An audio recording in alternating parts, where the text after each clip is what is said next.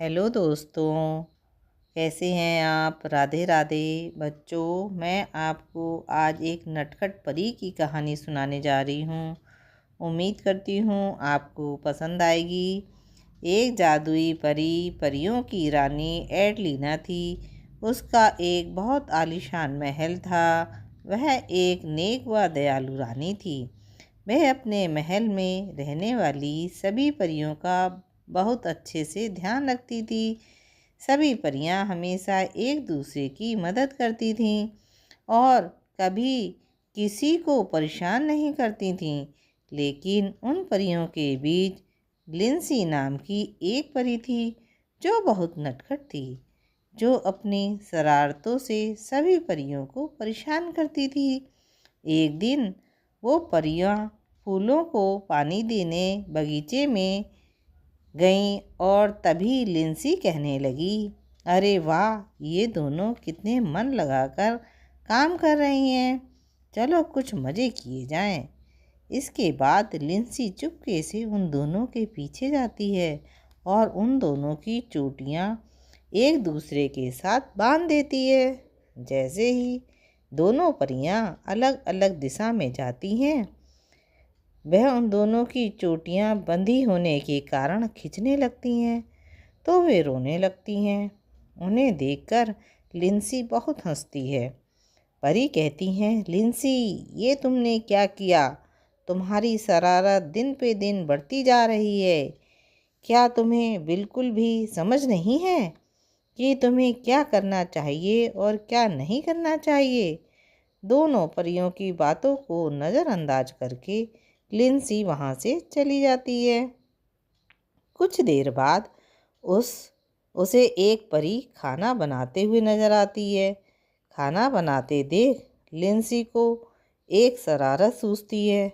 वह उस परी के पास जाती है और कहती है, क्या खाना बनाने में मैं तुम्हारी मदद कर सकती हूँ। अरे वाह, आज तो लिंसी मदद करने की बात कह रही है। परी लिंसी से कहती है, तुम सारे खाने में नमक डाल देना, और वो पानी पीने के लिए बाहर चली जाती है। जब वो पानी पीकर वापस आती है, इतनी देर में लिंसी सारे खाने में बहुत सा नमक डाल देती है और वहाँ से चली जाती है। तब परी कहती है कि अरे वाह, ये तो बहुत जल्दी काम करके चली गई। चलो अच्छा हुआ, अब इसे काम करने की समझ हो रही है। अब ये बड़ी हो रही है। शाम को सभी परियां खाना खाने बैठती हैं। खाने में नमक ज़्यादा होने की वजह से एडलिसा उस पर बहुत गुस्सा करने लगती है। ये सब क्या है, खाने में इतना ज़्यादा नमक क्यों, क्या है ये। रानी जी, जब मैं खाना बना रही थी तब वहाँ पर लिंसी आई थी और खाने में नमक मिलाने का काम मैंने उसे ही दिया था। मैंने नहीं किया है। ये परी की ये शिकायतें सुनकर सारी परियां लिंसी की शिकायतें रानी परी से करने लगती हैं। सभी की शिकायत सुनकर रानी परी को बहुत गुस्सा आता है और वो लिंसी को सबक सिखाने की योजना बनाती है।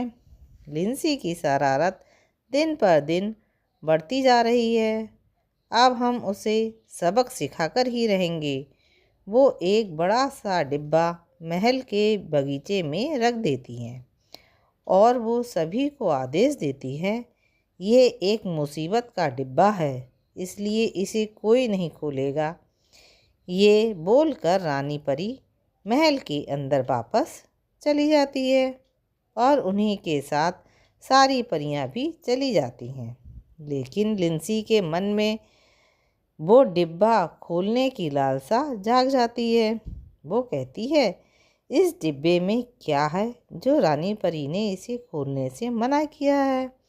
मैं खोल कर देखती हूँ। लिंसी उस डिब्बे को खोल देती है और जैसे ही वो डिब्बा खुलता है तो छोटे भूत बाहर निकलते हैं।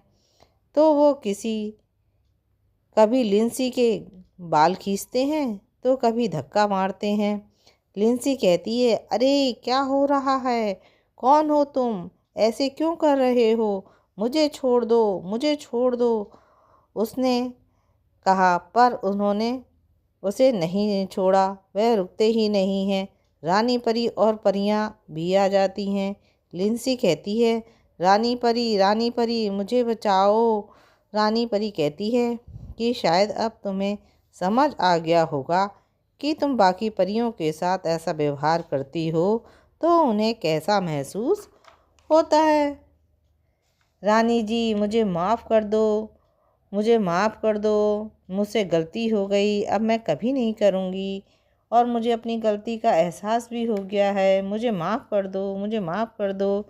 लिंसी के ऐसा बोलने पर उस रानी परी ने अपनी जादुई छड़ी से उन सब भूतों को डिब्बे में बंद कर दिया और लिंसी ने भी अपनी गलती का एहसास करके सभी परियों से माफ़ी मांगती है और सभी खुशी से एक साथ रहने लगती हैं।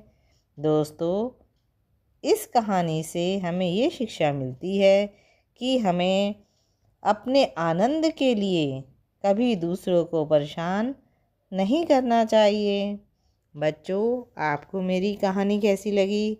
अच्छी लगी तो जल्दी से मेरे चैनल को लाइक कीजिए, शेयर कीजिए और सब्सक्राइब कीजिए, जिससे मैं आपके लिए और अच्छी कहानियाँ सुनाऊँ।